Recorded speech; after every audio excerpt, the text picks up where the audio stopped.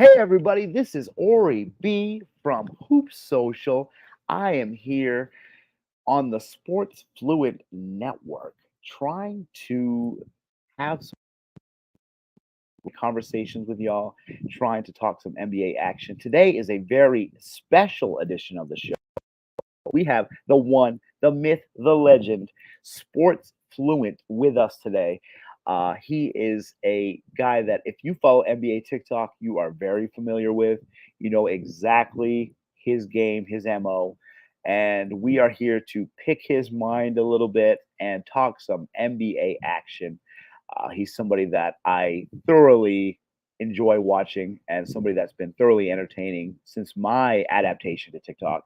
And I've found that he's somebody that tends to get the crowds going and somebody that has a lot of charisma and can articulate his thoughts very well. And you know exactly that's how we work on the Creator Hour. Those are our people. Now, to start things off, I do want to get into a little bit about Steph Curry. Steph Curry, $62.6 million man, Steph Curry. Now, we are in a position in which we know that athletes are going to make a ton of money. We've seen Shohei Ohtani, we've seen, the Alex Rodriguez's of the world. We know that players that represent what they represent are going to get a lot of money. That's just a fact. And for Steph Curry to get this 1 year extension for $62.6 million means a lot. It really does. I say that for many reasons. It has a lot of implications to it. There are the implications, first and foremost, about where Golden State plans to go as a franchise. There are the implications about how much money is going to be set as like the new precedent for a aging star. And then there are also just the simpler implications of, a, a single person making $62.6 million. That's going to set a new level as well. Um, at this point, he has been the highest paid basketball player since 2017, 2018. And now, with his current deal in place, he is actually projected to be the highest paid basketball player for the next 10 seasons. So I don't know how to feel about this. I think that player empowerment is one of those things that the league needed for a long time. So seeing these guys kind of get theirs really plays into the sort of thing that I like to see. But at the same juncture, I understand that resources could be finite. There's certain levels and certain ways that you have to kind of take care of your squad, take care of your team, and prepare them. So I understand why setting a new precedent for a money level this high could be concerning to owners and those types of people. But from a player's perspective, this is excellent. This is exactly what you want to see. You want to see the guys that have been loyal and have been steadfast be taken care of. You want to see these guys that have been there and gotten championships get theirs, kind of like how Kobe Bryant got like his lifetime achievement contract where he got that $48 million at the end. This kind of feels similar. Granted, Steph Curry is performing at a much higher level than Kobe was at the time that he got his contract, in my opinion. But it's it's interesting in the sense that it's this guy that's getting the money. We got this season, we have LeBron, we have all these players and everybody, and Steph Curry is the guy standing out amongst the crowd as the highest paid player and could be the highest paid player for the next 10 consecutive years based on projections. That's crazy. That's awesome for Steph Curry, and especially if you're a Steph Curry fan. I can understand why you will thoroughly appreciate him getting his just due, especially if you consider the fact that during his first few years, he was quote unquote underpaid. So this all kind of makes sense in a roundabout sort of way. But at the same time, we're dealing with large, large sums of money. And this is, like I said, potentially going to be the new norm. So we have to kind of take everything with a grain of salt, see where the league is going from here. The Celtics just spent a ton of money, almost $935 million trying to keep their people together. So maybe it's just a point that we get to where this money just starts to get thrown around and it's not as big a deal as it used to be when everyone was trying to avoid the luxury tax. Maybe, maybe not. Either way, Steph Curry has made a boatload of cash, and I want to keep rooting for the guy and make sure that we're in a position in which we can keep watching this guy excel. I hope this contract is 39. Him and Draymond Green are going to be losing their contract at the exact same time. So this franchise has potentially extended itself for at least a few years.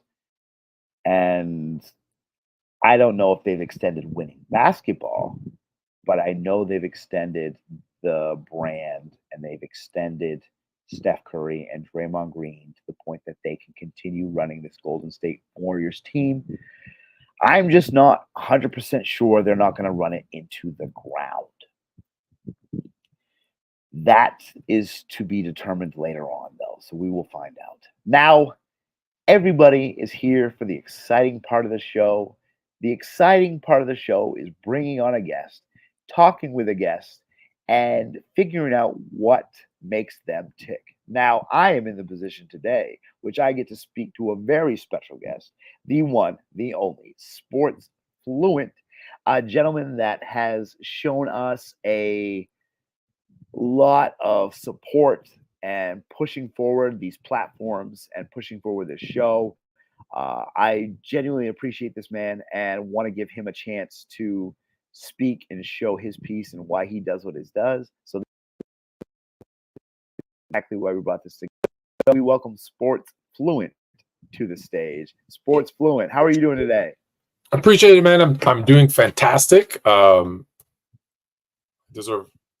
I feel like I deserved a little applause. How's it going, man? It's good. You know, we text occasionally, but we rarely actually get to talk. So this, I'm excited. I agree wholeheartedly, and you're somebody I actually look up to on this platform. So I'm really looking forward to the opportunity to talk to you, man. I like when you say the charisma. More like I ruffle people's feathers because they don't get that I'm joking. Not all the time, but half of the time I am joking. But you joke enough. And I know. Chill has figured it out. Jay, Jermaine and I have become like super tight over the last 3-4 years. So he gets it. He knows when it's like I'm being serious, and then he knows when I'm being a troll. And he's like, "Why do you do that?" And I said, "Because it's so fun to see people just lose their minds because they care so much. But that's why we do this, right? It's because we care. So I think it's fun." Absolutely. It's entertainment at the end of the day, for sure. And you're one of those guys that I think plays a great character, and it just happens to drive people wild. I try to toe the line. Like I want, the whole concept of Sports Fluent originated as a way to teach people. And I keep arguing with myself to kind of go back to more content where, like, my original plan was at the start of this year was to go back and do a review of every single NBA season. So this is year one, 1947, right? Here's the game: Huskies versus Knickerbockers and Maple Leaf Gardens. The Knicks win that season. Joe Fulks, leads the league in scoring, shooting 23.5%. And like, I know all the stuff. Like, and I was here, here's where the rules. They had no shot clock. The lane was 11 feet wide. Like all that kind of stuff. And then just do year by year by year by year. And I still want to do that at some point. But it's just so much fun to push people's buttons because they're so like confused between the word opinion and fact, right? Yo, the 17 Warriors would destroy any team that the Bulls faced in the 90s in the finals. Fact. No. Opinion. Now, it could be opinion based on, certain criteria, but you're never going to know for sure. That's why they play the games, right? Like, would you have said the 73 win Warriors were going to lose? Absolutely not. right? You never would have thought they were going to lose, but if someone said, well, fact, well, then don't play the series. But guess what happens? Oh, they lost. Oops. So that's why we play the games. That's well, see, that's exactly it. I mean, one of the reasons that I became into your material, to be honest, is you always said everything with now you're more fluent, first and foremost. But secondly, you seem to be an educator first, despite the fact that you may have had a attitude that people don't quite understand. It does seem like you're trying to be an educator first. Do you have any sort of I can't be education background? condescending. Yeah. Well, I was just Sorry, curious if what was the question? What was the question? no, no, no, it's all good. I was just curious if you had like any sort of education background, or is this just something that you kind of picked up and wanted to run with? Um, Throughout the years, like on my real like stuff, part of what I do or did, I guess, there's a training component. So I had like a corporate trainer. So there is a component of teaching, but and I coach as well too. So I think um, when you're coaching, like I'm training at adults on how to be Mm, better business people, and I coach kids. So yeah, I guess there's a not necessarily a trained teacher per se, sure. although I did help work in the schools for a little while with some people, which that also ruffled some feathers when I told them about how life really was for teachers. They did not like that. But yeah, so yeah, I guess part of life is teaching and educating. Sure. Well, I mean, people make their feathers ruffled, but honestly, I feel like you're offering some sort of MBA philanthropy because if you've been on the app TikTok anytime soon, you realize that NBA TikTok can be a toxic place and can also be a place with a lot of misguided views. So I certainly understand why somebody of your caliber would decide to go, hey, let me educate the people because I know this stuff. And it's not just but it's not just TikTok. Like, I'm actually okay with, like, someone going like, there's a guy, I forget his name, but a couple of days ago, he was making a point about, LeBron fans should become more disingenuous like Jordan fans. And he starts talking about something, and one of the things he says was, the only reason LeBron finals record is 22 and 33, and he's 4-6 in the finals, and compared to Jerry West, who's 1-8 in NBA Finals, and he has the same game by game record of 22 and 33, is because Jerry West, in his era, they played less games in the NBA Finals. And I'm like, no. Now, again, and here's the problem. A lot of those posts have some truth to them, right? They'll mix in Yeah, some things that are correct, but then they'll say something that's all incorrect. I'm like, well, no, the reason they're both 22 and 33 is not that, because in Jerry West's era, they played 7 games. In fact, the first finals that Jerry West played in was 7 games. I think only 2 or 3 of them even went less than 6 or 7. Like, there's maybe two. There's the 2 against the Knicks, one they won, one they lost, that was 4-1, and then one against the Celtics that was 4-1. So other than those 3, the other 5 were, I believe, 3 or 4 game sevens, and then the other ones were 6 games. So how you could even think that was a shorter series in the finals when at least 3 of them were, or 4 of them were 7 game series, like they went the full 7, right? So right. I gotta correct her, don't I? Like, someone has to, because people will not understand. And when they say, well, then why is it the same? It's actually an easy answer. It's because in the finals that the Lakers played in, most of them went 6 or 7 games versus the other one didn't. They ended in 4 or 5 games. So it doesn't mean anything. I get it, but it's incorrect information. And shout out to Goat James Kingdom, by the way. So based Sorry. Oh, absolutely, shout out. Shout out. I just had no, you're fine. I was just curious, like, was it the evidence of, like, the lack of knowledge that kinda brought you this way? Were you kinda like, "Man, I've gotta teach some people some stuff because these people are uneducated." Did that kinda So bring you into this game? yeah, well, I was doing an automotive podcast, because a company had hired me and said, "Hey, we have a bunch of employees that don't understand this world. How is it, you know? other than, paying you to come on, um, and train them in person, how can we get them to become more knowledgeable in this space without you having to come in and train? Because it's obviously time consuming, it's expensive. I'm not cheap. Sure. And so I was like, well, I don't know. What do you think? And they came up with the idea of me doing a podcast. And so I would do a weekly podcast where they said, hey, here's where we're weak. Here's the list. And I said, okay, I'll do a series of 12 of these where I teach them the automotive industry. And so doing that. And then, someone said, hey, you're really good at that. Can you do it? Can you do it for our company? And I'm like, okay. And then I looked at Miss Fluent and I said, I hate this. And she goes, what do you mean? She's like, I'm Oh, talking about like the automotive industry every single day. And it's like, I've been in that world for so long. It's just, I don't want to do it anymore. Right. And it's been good to me and I love it. And I would recommend it to anybody. However, she's like, well, why don't you just talk about sports? Like you talk my ear, like her and I always, she's very into sports as well. She goes, all we ever she's do is very talk about, fluent. That's she's more fluent than me. And it. so she's like, why don't you do something about sports? And I said, well, my background's all automotive. Who's going to want to listen to me talk about sports? And she goes, yeah, but you know your stuff. So once you start talking, people will listen. And if they don't, well, then don't do it anymore. And so that's where, and then I was like, okay, cool. So then I just started giving my opinions. And then I was like, well, everyone's just giving their opinions. And not everybody who gives their opinions knows, necessarily, like you're allowed to have your opinion. I always say this, like Absolutely. we always have these GOAT debates and whose criteria and that criteria. And at the end of the day, none of us are wrong Right.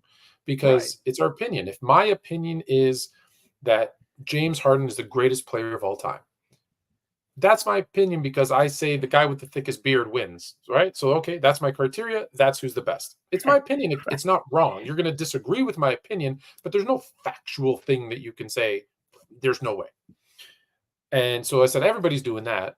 Right. But I'm hearing all these people, and goes back to, it's not just on TikTok, TikTok, ESPN, FS1, like they're all spitting lies. Just based, like I pick on him a lot, but like Nick Wright does this whole Yeah. speech a few years ago, and it was where he talks about the Pistons, that when the Pistons faced the Bulls, they were, and he gets everything wrong. He's wrong with how many wins they won that season. He's wrong with how old they were. He's wrong with the teams that they beat in the playoffs leading up to it. So he goes on this rant on, this big network and everybody hears it. And he says quite literally 5 things in a row that are just blatantly wrong. Now, some people will say, oh, well, he said 48 wins. It was 50. Okay, but that makes a big difference. Oh, they were all 30 plus, they're all 30 plus years old. No, Dennis Rodman and Isaiah were 29. And it's like, oh, it's only off by a year. Yeah, but when you add up all those little things, it's like, well, it's not true. It's very much like the guy who says Jerry West, that era only played, shorter series. Yep. No, that's incorrect. And look, and let's be very clear. Again, when this started, I'm not saying I know everything, because this was actually Sure. also a journey for me to say, I'm going to help you, but I expect to learn some stuff too, which is Definitely. why, and again, I'm going long here with this answer, but which is why, No, you're like fine. when Jermaine and I, Chill and I met, I was like, oh, this is good, because we pushed each other where he would tell me something. I was like, either I didn't know or I didn't think of it that way. And then I would tell him something that he didn't know or he didn't think of it that way. And he was like, oh, I never, okay. And we would just, sorry, I get balloons when I give the peace sign. That's another thing I learned. This is actually I my love this. favorite one. This is my favorite. The lasers is actually very cool. Or if you want, I can make it make it rain. Watch, check it out. Check it out. Oh, hold on. Now it won't work. Oh, here we go. There we go. We can make it rain. What is So happening? This is I funny. learned a bunch of technical stuff.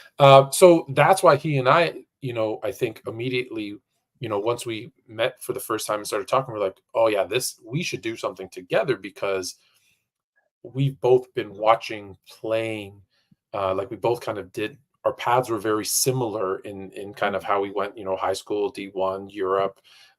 Then I kind of went down the coaching path. He went down, he was reffing. And so we saw the game the same, but from different angles. Yeah. And it was really cool and he's got this crazy memory where, you can list off every NBA champion since the beginning. And then, He is fascinating. I'm actually glad that you started with the Steph Curry thing, because because of my background in business, I come of it from the money. So Yeah. he's teaching me from here, and I'm like, yeah, but here's the money side. Like, I called the Warriors, Bob Myers leaving and then dropping, like, to the day, because I knew the second apron came in and this and that. Go, they're not. It would have been like over $500 million in salary to keep all those Wow. guys. I go, Yeah. there's no way Bob Myers is going to be able to keep a championship team together, because at the end of the day, yeah, the owner's a billionaire, but he wants to stay a billionaire. He wants to grow his net Yeah. worth. He doesn't want to throw. So yeah, Exactly. it's interesting that's how you let off the show, because that's very much down my wheelhouse. Down your path. Yeah, that's interesting. So, I mean, as a TikToker myself, I have to ask, what drove you specifically to that app more than maybe the others?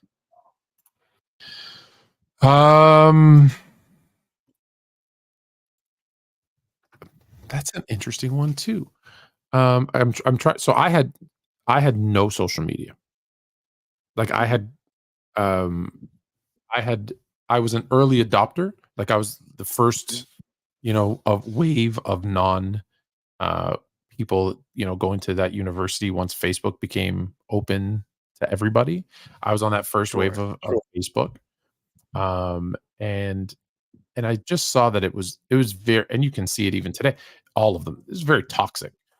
And I was like, I don't think I need to know what you're eating for lunch. I don't think I care. I know we went to high school together, but I actually don't care what's going on in your marriage. And so I removed myself off of all of them. And it was Yeah. very, very nice, peaceful life. Then once I started doing the podcast, and that's why it's funny, like, that there was any growth at all, is that I was so late to the party on TikTok, IG, all of those things, right? Um, and I just I started doing a podcast, and like, how are you promoting it? I'm like, I'm not. And like, and there's people listening. I'm like, yeah. Like, why? I'm like, I don't know. How'd you find them? I don't know. They found me. Like, I didn't find them. And so again, Mrs. Fluent goes, you need to get, like, IG. She goes, you should probably get back on Facebook to tell all your friends and relatives, former people you went to school with, those types of things, that, hey, I'm doing this now too, so you should help me and grow it. And I went, ugh. And then I really don't remember how I ended up on TikTok. I really don't. I can't. I wish I had a Okay. better story. I don't remember, other than maybe because people said, "Oh, it's all for kids," and I'm Mhm. like, "Well, then I'm not going to do that." And they said, "No, Right. no, they need older people." And then it was really funny. About a year in, I think the average age of TikTok went from like 13 to 30. And now I Yeah. think it's actually like 35 or something. So it became really old really fast, which is typical. So now, Mhm. there's going to be a new one that comes out, or maybe that it has already, and I don't even know about it. But yeah, what I found was, I heard that it was a quick way to get, oh, I remember now. Gary V. I'll give him his flowers. Gary Oh, Vaynerchuk. Gary Gary V? V is one of my favorites. I love Gary V. So Gary is a guy that, on the one social, I guess, platform that I did stay on, which was LinkedIn, that I followed. And we were doing an automotive conference. He was the guest speaker. We sat down, I, and maybe 6 or 7 other people, and had lunch together. And he's like, "You guys got to watch this." Oh, Like, I was the first one to tell these guys about Twitter, and to tell, and even Twitter. I wasn't even on Twitter. Like a lot of people have Twitter, but it's just to, like, get other people's updates. Like, Chill is only on Twitter. He never uses it. It's just to get the Woj bombs. He's like, so I get the updates when Woj drops a oh, trade. that makes Uh, sense. yeah, and he goes, I was first to tell you guys about Twitter and this and that, and I invested. He goes, the next big one is TikTok. And I'm like, oh, let me see that one. And so I posted something, and like, instantly there was a ton of people, and I was like, oh, you can go viral quick here. Okay. Now, it didn't work out as well. I didn't get as many as I thought, but at the end of the day, it was it I the good thing about TikTok was quick. A bunch of people, when it first started, a bunch of people saw you, And for me, I met a bunch of people because I want to say it was COVID. So you weren't going anywhere anyways. Like it was that first, it might have been 2020. Yeah, I think it was. So COVID hits, can't go out anywhere. So we're all talking like how we're talking now. And then, Jay reaches out to me, Chill reaches out to me, and we're like, hey, we should do a show together. That's how we met. And then like Shaq from Players Choice reaches out to me. He's like, hey, you should come on, jump on this show with us. You'd be a cool guest. I'm like, yeah, cool. And that turned into obviously an ongoing thing. So there's a lot of people, I gave a shout out to Goat James Kingdom. Johnny and I disagree on everything basketball, and we constantly are at each other's throats, but in a respectful. I think we've actually, if you can call, we've kind of even built a friendship through the disagreement, I think. And Yeah. I love his stuff. He, even though we done nothing, there's all these great like people and creators. Like I don't want to miss anybody, but like, I got with Players Choice, so all the guys there, right? J Rob, Bama, even though people think I hate him, although he's not there anymore, like Dub, Shaq, Dub, yeah, Ron, Mars, all those guys. Mars, Low, although they're not on Ticket, like all those guys, like it all started because we met through that one platform. And then like, I'm trying to think, I think he was on your show or supposed to be on your show. The guy in Portland with the glasses, Basketball for Oh yes, Brains. Jeff, Basketball for Brains. Yes, Yeah. he's coming on in a week or two. Yep. Yeah. OJ knows sports. Like the list just goes on and on. Hoops is actually hilarious because that young guy Hoops, he's probably got like 100 million people following him, as he should. He's so entertaining. And the way that it's funny, the way that he and I met, he did this one about, well, if whoever went back in time and played basketball, they'd think he was a wizard and they'd burn him at the stake. And I, doing my kind of dry sense of humor, stitched it and said, why the hell would anyone go back in time and play basketball? Why wouldn't he like invest in this and that and make billions of dollars? Da, da, da, da. And it was meant to be very, very much tongue in cheek. But because of my dry sense of humor, if you don't know me, you're like, he's being serious? What an idiot. But he got it. So then he restitched mine where I'm saying all that stuff. And he's like, oh, hold on. And he's taking notes, right? And I was like, dude, that's hilarious. And he's like, oh, I thought you'd be mad. I'm like, nah, dude, that's when I make fun of people in that way, like that I expect you to hit back. That's funny. Like when we're at the barbershop, we're on the basketball court, when you're with your friends, what are you doing? You're making fun of each other. That's how you bond, right?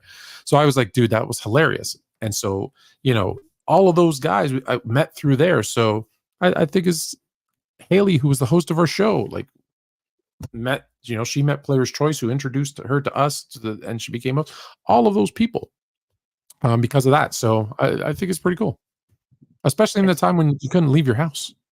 It's incredible. I mean, yeah, like to form those many networks during that period and to really kind of create this network from the ground up from that point is truly inspirational, I will say. Not to glaze, but uh, what was it that really, made you think that, I mean, besides Mrs. Fluent, I suppose, that made you think that like, okay, I'm gonna follow my passion.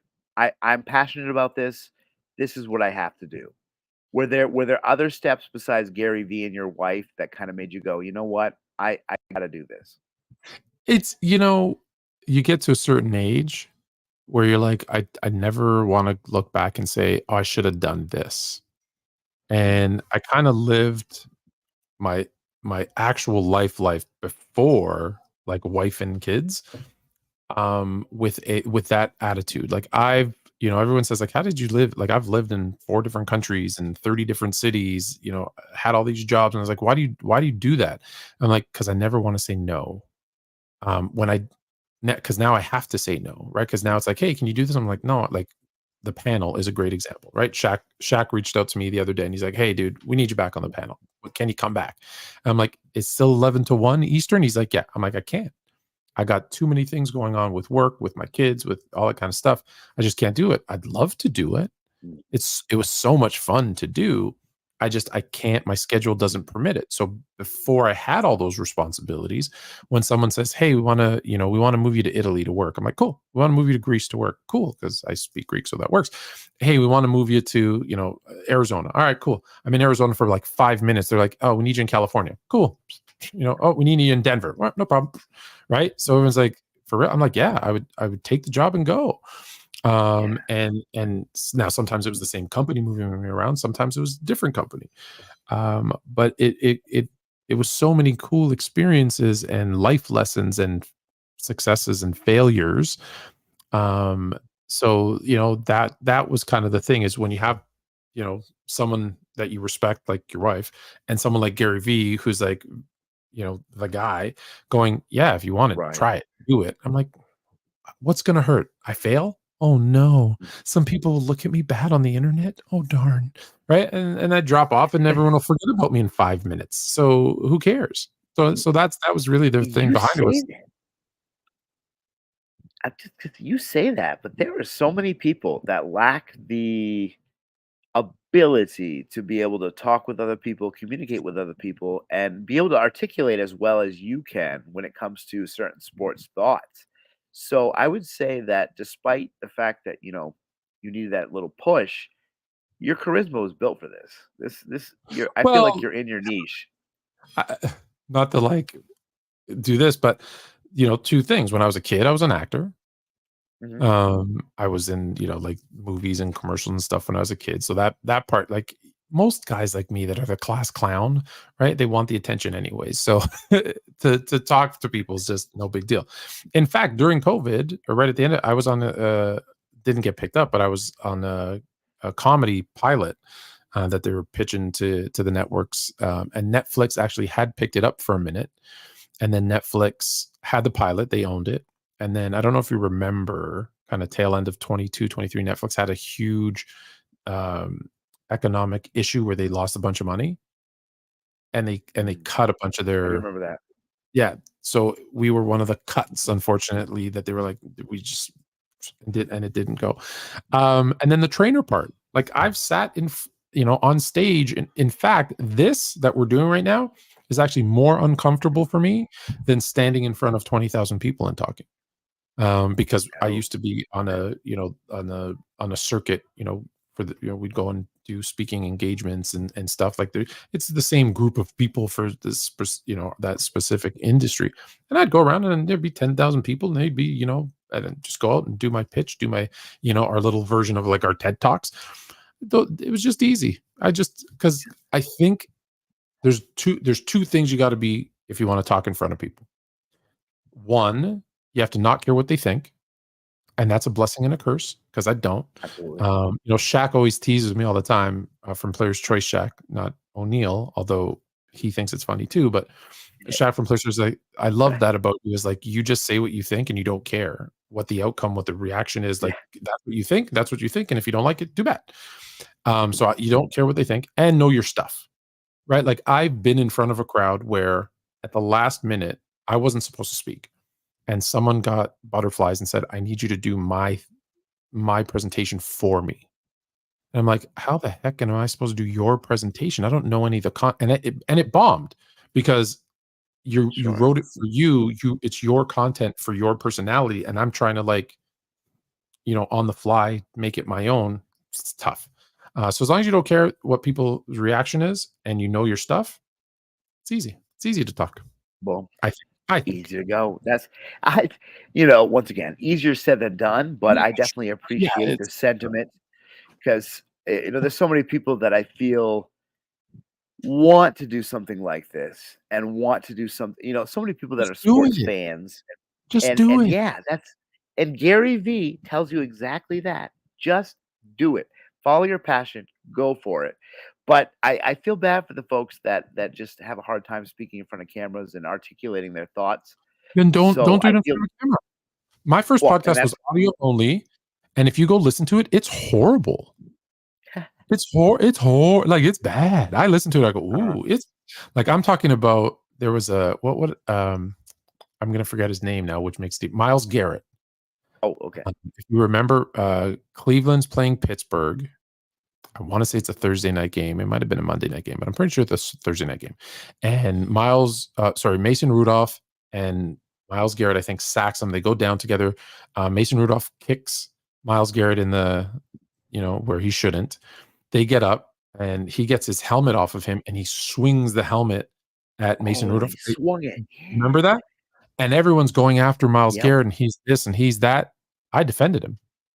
I said, actually, did you see what Mason Rudolph did? He kicked him right in the I would have hit him with a helmet too. I go, you can't be down in the scrum doing dirtiness, and then when you get up, think, oh, he's not going to react. And so I wish, and I didn't articulate it even as well as I just did right now back then, because I was on, I was on the radio. I'm like, oh, good job, dude. Like I didn't know what I was doing. It was terrible, but Pulling the NPR stuff, huh? it got me out of that stuff drives me nuts, by the way. I agree. I don't understand the fascination with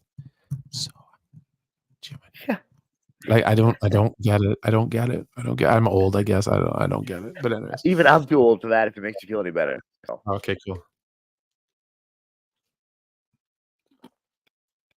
That is great. I find it fascinating that you can keep such a jovial attitude considering how much trash you get talked. Like when you said Kevin Durant isn't a superstar, I swear all of TikTok lost its collective mind. Oh my God. You know how many death threats I got?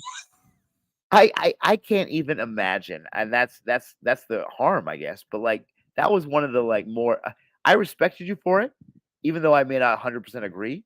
I loved it because you were doing exactly what you say you do. You're speaking your mind and speaking your opinion and sticking by it. And yeah, like TikTok lost their collective mind for that one. What was it like to have everybody kind of against you for a moment? I didn't care because they're wrong. Because it's my opinion, and in my opinion, he hasn't done the things that.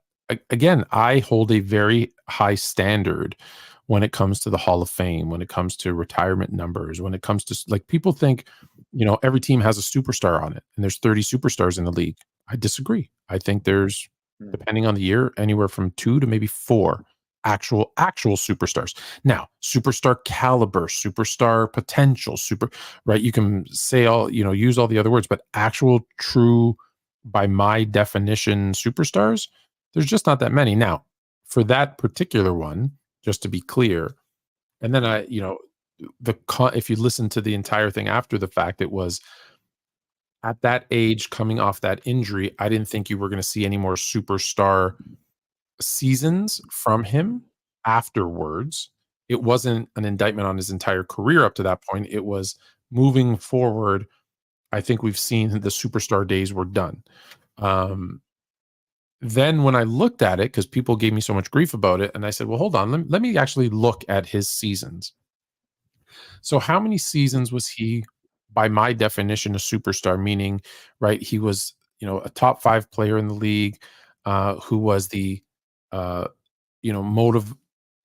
motivating leader, vocal leader of a team that had deep playoff runs, that had potential title aspirations. It's not that many. Like even when you talk about Golden State, where he goes and wins 2 in a row and he's the MVP both years, let's be honest. You can argue Steph Curry was the better player. However, even if Kevin Durant was, let's say Curry's 1A. This wasn't a team that needed him to win. Now, you could argue they needed him to win those 2 years, but they had won before and they've won after. Was he the leader of that team? Well, no, that would have been Steph. Was he the vocal leader of that team? No, that was Draymond.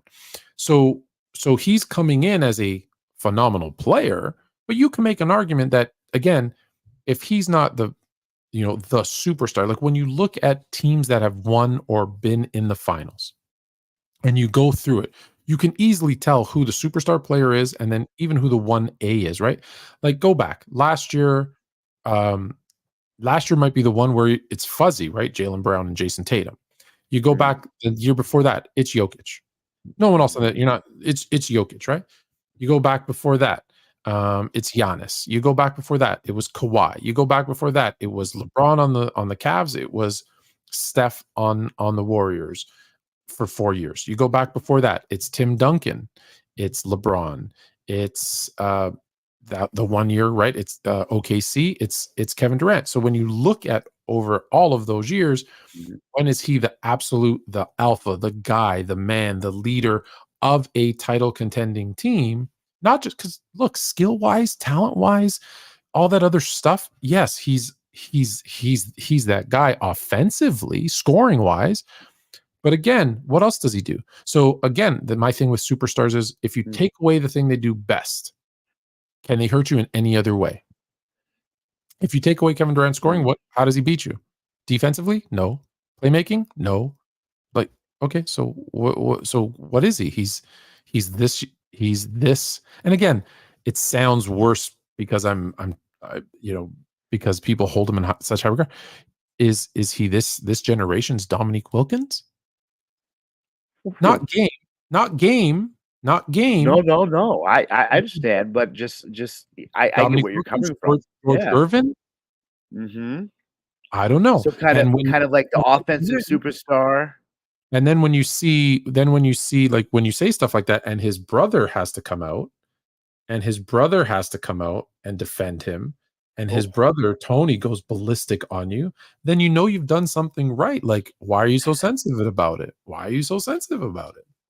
Yeah. I keep the screenshots for Tony just in case, because he in case he tries to lie and say he never did it. So now, and then I'll say this: what he did in Phoenix last year, I thought was one of his better seasons of his career.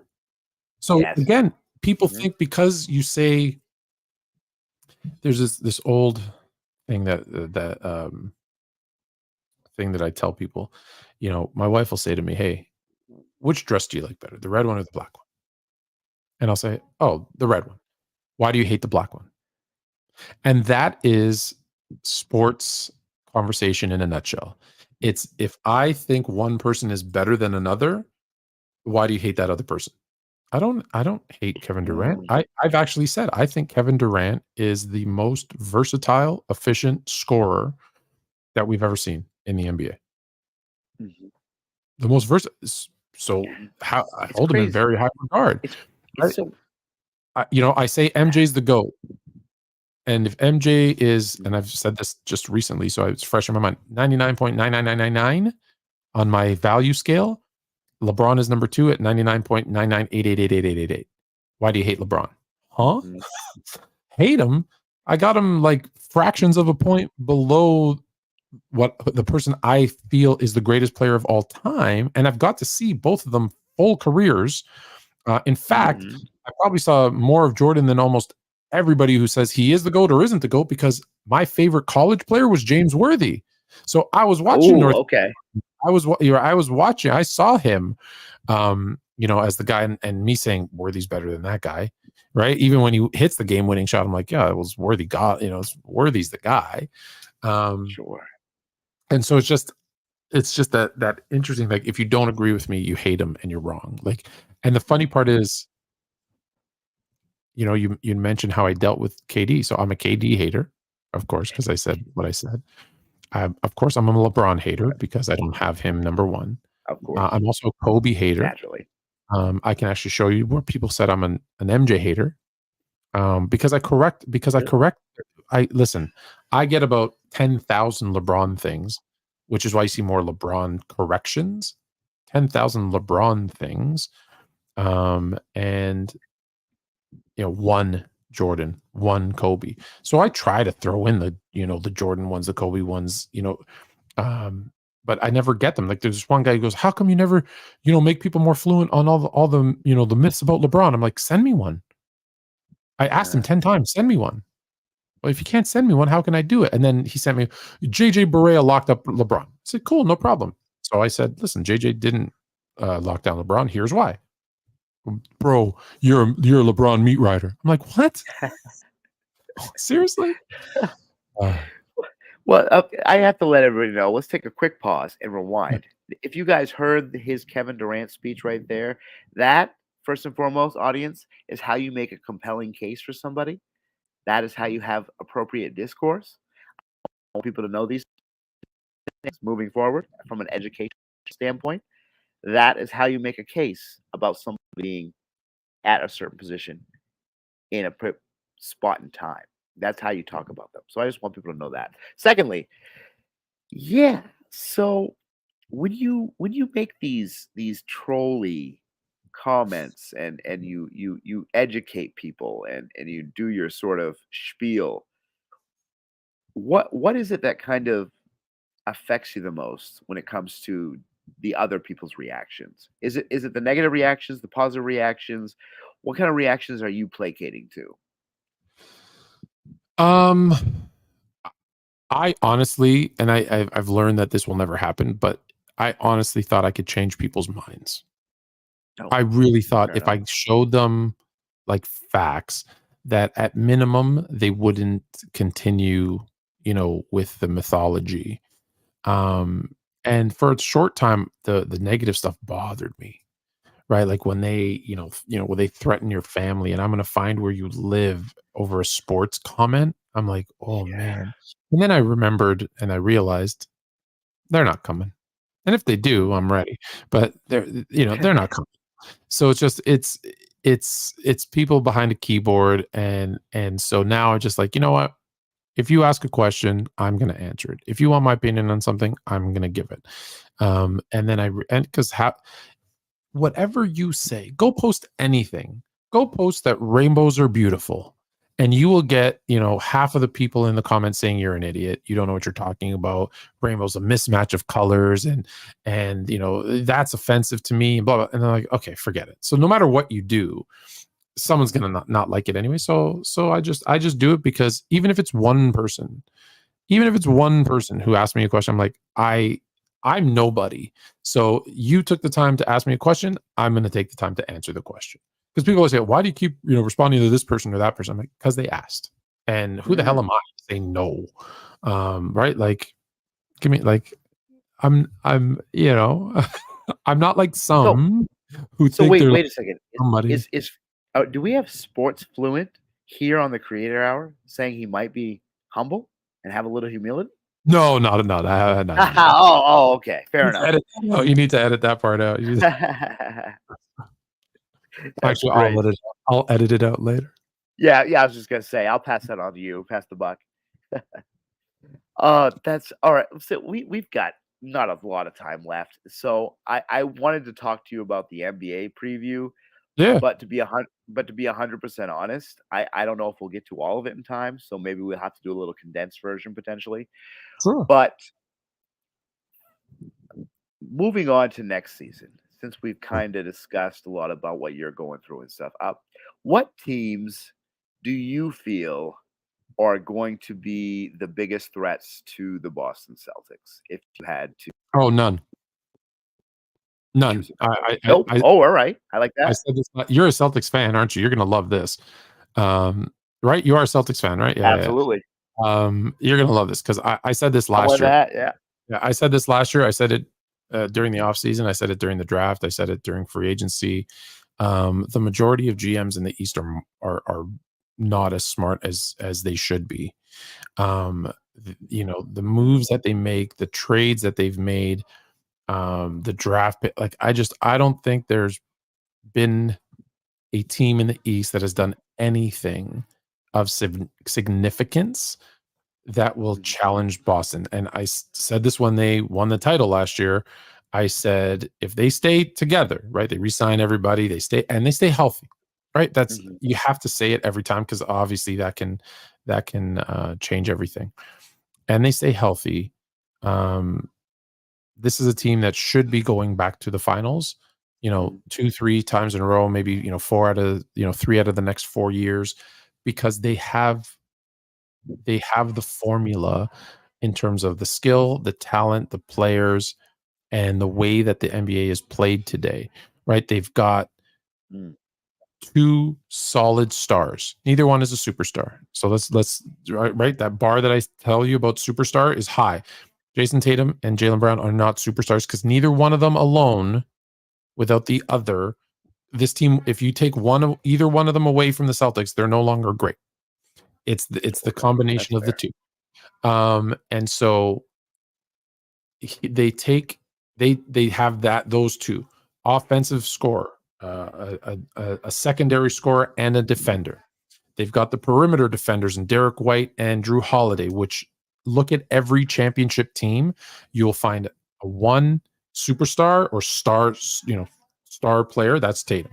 You'll have a secondary scorer who can also defend. In this case, it's Jalen Brown. But go look at them, right? Pippen and Jordan. You can find these anytime. And then perimeter defense. And then what do you got? And then you have kind of that X factor. That's Porzingis. That's, Horford being the old vet. Like, so they have all these pieces and they understand their roles, right? Derek White, if Derek White ever says, I need to get more shots, slap him upside the head, right? That's not your job, right? If Drew Holiday's like, same thing. I want to be more in the offense. No, dude, play defense and score when we need you to, which is his strength, right? Huge mistake by Milwaukee, by the way, to go for the name of Damian Lillard when they had a formula that worked, right? The only thing stopping them wasn't late game. Oh, Giannis can't score late in the game when it counts. No, dude, you won an NBA title. What was the difference? Health, dummies, right? Like it wasn't the roster. So then when I go down the list, right, and I look at the Bucks, I think they're worse than they were last year. The Knicks are the one team that I find to be interesting because bringing in Bridges, right, makes them and OG now for a full off season, and that team's going to be solid offensively, defensively. How does Jalen Brunson respond? Because now he's going to have to share the ball more, right? And his strength is give him the ball and let him do his thing. But Bridges is going to need touches. OG is going to need touches because defensive guys that you haven't built up the chemistry with, whereas Boston, like I said, those guys have been together for the most part for a little bit. I'm not playing defense unless I get a shot. Just think about it, right? When your center runs down you throw him a loop and he dunks it. What's the next thing he typically does on defense? Just blocks a shot, right? Like that gets you going. So I'm interested to see what they do and can they stay healthy? Because health, last year destroyed them, right? But if Mitchell Robinson and Bridges and Brunson and OG and all those guys are healthy, that's the one team that could make some noise. Go down the list. Philadelphia, please. No. Oh, you out on Philly? You're out on Philly, even with Paul George. Listen, the process failed, and they needed to start a new process, and they need to get rid of Embiid, get rid of everybody, start over. It's Paul George is. How did Paul George do when he went to a team?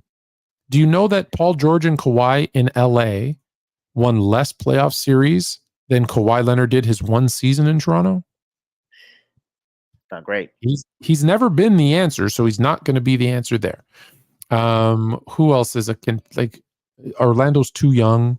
What about Indiana? How do you feel about Indiana? They intrigue me. Indiana is the Phoenix Suns of the Steve Nash era. Oh, they're going to be really exciting in the regular season. They're going to win some games. They're going to be real cool. But they won't be able to get it done in the playoffs. Like, let's be honest. They had the most fortune ever, and they made it, as far as they made it, but everybody was hurt on every team that they played. Like, they were just super fortunate. That's not, don't be surprised if Indiana's that team that gets bumped out of the first round this year, and everyone's like, oh, how'd that happen? Well, So to answer your question a long-winded way, but yeah, Boston should be the cream of the East, unless someone gets hurt. Fair enough. I appreciate long-winded answers, so that was fine. You got all the details out. It works. Western side then. Western Conference side of things. We only got a little bit of time, so I'm just curious. Who are the guys that you think are going to stick out in the Western Conference? Is it going to be just Denver, Minnesota, or is there somebody we might not expect in the mix? Oh, well, I'm obliged to say the Lakers, as a Laker fan, and because for someone who hates LeBron James, someone who continually tells everybody LeBron James is the best player in basketball today, right now, heading into the 24-25 season, he's the best player in basketball. So when you have the best player in basketball, you should be in contention. Period. End of discussion. Now, they got a lot of holes to fill in the roster. They got to figure out what, Anthony Davis should have been traded 2 years ago.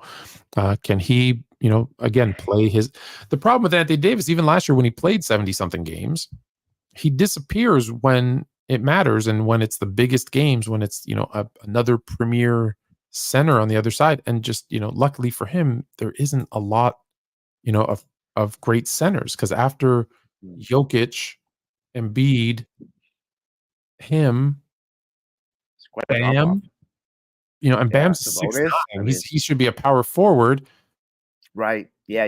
You know what I mean? The centers drops off pretty significantly after that.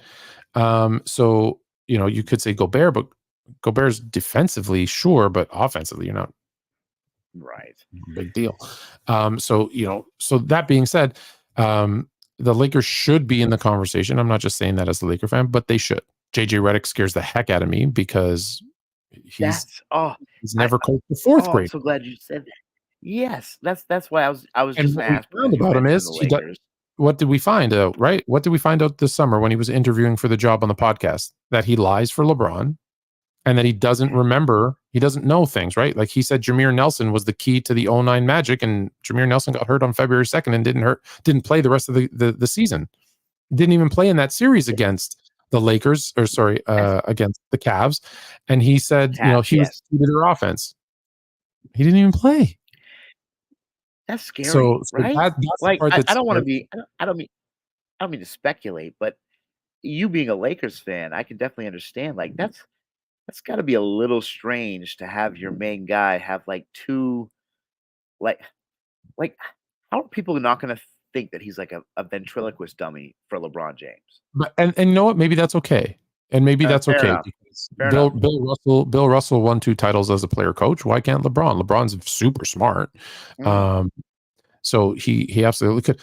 We're 1 minute left, guys. You didn't even tell anybody you'd become a member of the channels, hit a super chat. But anyways, a super thanks, a super sticker. There's lots of stuff here. We gotta help. We gotta help revive here with some. We got 4 minutes left. Are you supposed to promote yourself? Monetary gifts. But that being said, so the Lakers are a big question mark. But yeah, Denver's going to be in the mix again. But the problem with today's NBA, and this is why I tell people, when they try to knock staying with one team and winning, and they say, "Oh, that's easier. It's so much harder to go to a new team." No, it's not. It's easier to go to a new team with new players and a new roster, because look at Denver. They win. What happens? They lose a vet in Green, and they lose a defender in Brown. And then the next season, they have another good season. And a couple more players gone. Like, people just start chipping away because they're like, "Oh, let me bring that championship mentality," not realizing that's not going to help. Like, where's Brown? Toronto? Ugh. Yeah. Nothing's going to happen there. You get a championship mentality up there. Yeah. So, but Denver will still be in the conversation. Minnesota will be in the conversation. Phoenix, because they have so much star power, they're not going anywhere, but they're going to be in the conversation. Who am I missing? Let's see. We got Sacramento won't be in the conversation. Golden State. Listen, Golden State is done. And listen, you want to pay me $62 million to go down with the ship? Cool, I'll take it, because that's exactly what they did for Steph. It's thank you money. But listen, at the end of the day, that's going to look like a good deal when that kicks in 3 years, because don't forget the $76 billion 11-year deal is about to kick in. They're going to be just fine. But listen, sometimes you do that. Like Jordan got paid his last 2 seasons $31 and $30 million, which was more than the salary cap. Why did he get paid that much? Well, because if you look at his previous, let's see, he played 13 years for the Bulls. So his previous 11 years with the Bulls, he was grossly underpaid. Magic Johnson, Larry Bird, but going into the 90s, right? Like if you remember in 89, 90, they signed a $600 million deal. The NBA did, TV deal. It had previously been like, $1 million, $2 million, $3 million. Like it was nothing. And they signed it based on, the growth and the potential international growth, because they were, they knew all the stuff that was going down. They cleaned up the game.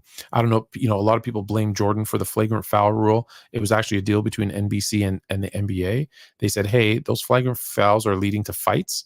We don't want fights on prime time. So if you want this deal, you need to do something. And they said, well, if we eliminate the flagrant fouls, that will reduce the fights. And that made everybody happy. And that's actually the reason why the flagrant rule came in. Now, did Jordan complain that the Pistons were trying to hurt him? 1,000,000% he did. You know why? Because they were. Because they were trying to hurt him. Yeah. So it he was lying. They made no qualms about it. Yeah. Yeah, and let's be clear, right? Like that flagrant foul rule helped everybody of that era, Dominique, Jordan, Clyde, Barkley, like all of them benefited, and still to this day, right? Like just think about, if Damian Lillard or no, Kyrie Irving was trying to do one of them sweet little, layup packages that he has, and I clotheslined him. And that was just a regular foul. Like, dude's not doing that again, right? So it made the game better, but that's a different conversation, maybe for another day. Sure, absolutely. So that's all it is. Yeah, he got that 30 million those 2 years as a thank you.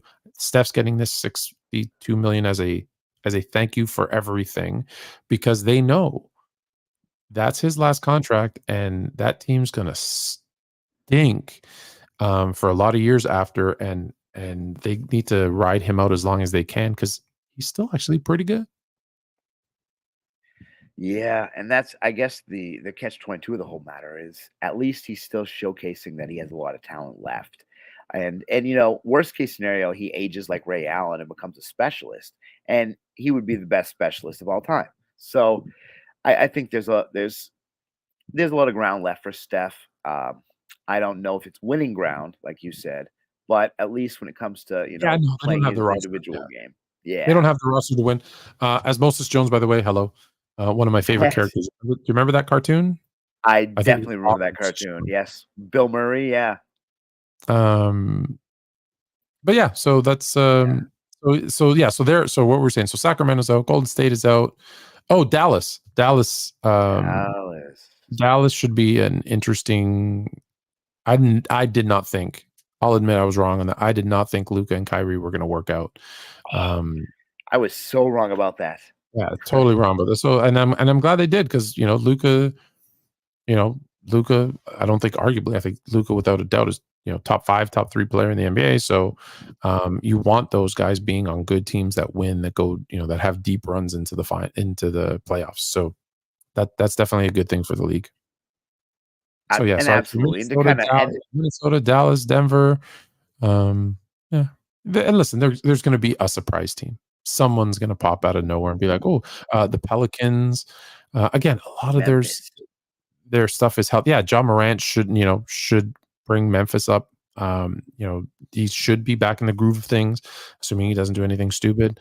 So the Grizzlies are definitely one that oh, look at that, just right on time. That should be good. Moses Jones, you're good. All right, man. Well, this has been absolutely excellent. I appreciate you coming on and chit-chatting with us. I want to, before I let you go, what are the best methods for the audience to watch your content, get a hold of you, see your content? Which platforms do you push the most? It depends what content you want. So obviously, become a member here of Sports Fluent, because we've got 15 great shows. We've got 2 new NFL shows coming. We've got there's a lot of shows on here that people don't even know about. We've got We Got Next, which is Paul McKeskey, who's a former NBA player. He played for the Bucks, the Pistons, the Warriors, and with a former NBA analyst. They do a show on here. Obviously, Chilltown has, he's on here 2-3 days a week. It's a simulcast with on here and his own network. So as long as you go to either one, I'm happy. We've got the Sports Scene. It's 2 guys who are play-by-play analysts for ESPN, who they have an audio version on iHeartRadio, and their video is here. So we've got a bunch of shows. If you like baseball, there's a baseball show. There's a hockey show, especially if you're in the Leafs. If you like the Toronto Maple Leafs, there's a Leafs show. So there's a bunch of stuff. Like I said, 2 NFL shows coming. So there's a lot of fitness shows. There's so many things on here. So definitely become a member now that you can become a member. There's a bunch of cool perks when you become a member. We finally have the super chats and all those things. You have to go through a process to get to those. So definitely be here on YouTube. And the other stuff, like I said, it's really because I don't really do X a lot. So X, cool, follow me. Everything's sports_fluent everywhere. So X is really, occasional. But IG has, if you like the troll stuff, and the comedic, stuff that'll drive your friends nuts. That's where I post a lot of stuff. There's one right now that I think the first time I reposted it because the first time I did it, it got like 7 million views, where it's showing Michael Jordan, when he closes his eyes and shoots the free throw, and side by or top bottom. So the top is Jordan shooting his free throws, eyes closed. The bottom is LeBron shooting his closed, and he misses. So LeBron misses and Jordan makes it. So there's stuff like that. So if you want stuff like that, the IG one, also sports_fluent. And then if you want like there's the other stuff, it's TikTok. I think is where I kind of spend probably most of my time and post the most stuff, which is also sports_fluent. Although I did set up a thing where all those TikTok ones now go automatically onto my YouTube Shorts on this channel, so you can come and see those too. And then I know this is a basketball, but you're going to see on Tuesday on Fluent and Chill, I'm going to give everybody the link to my fantasy football league. It's open to anybody. Grand prize, my money, to the winner, $2,500. Just if you sign up for my NFL fantasy and you think you're good, $2,500 up for grabs. So I don't know where the hell my invitation was, but okay, fair enough. I just gave it to you. Real nice. I'm launching it on Tuesday, so you wouldn't have even. Yeah, you're actually the first. So we're the early birds. Okay, I'm okay with that. Yeah. I don't even have the link yet until Tuesday. Well, that is fantastic. Mr. Sports Fluent, I certainly appreciate you coming by. This has been wonderful. We've learned a whole lot. I appreciate the audience, everybody that stopped by today for this Hoop Social, the Creator Hour. We are here with Sports Fluent. We had a great time today. This is the show where legends are made. So, Mr. Sports Fluent, I hope you have an excellent rest of your night, sir. And to the audience, we are done. This is Hoop Social out. Hope you guys have a great rest.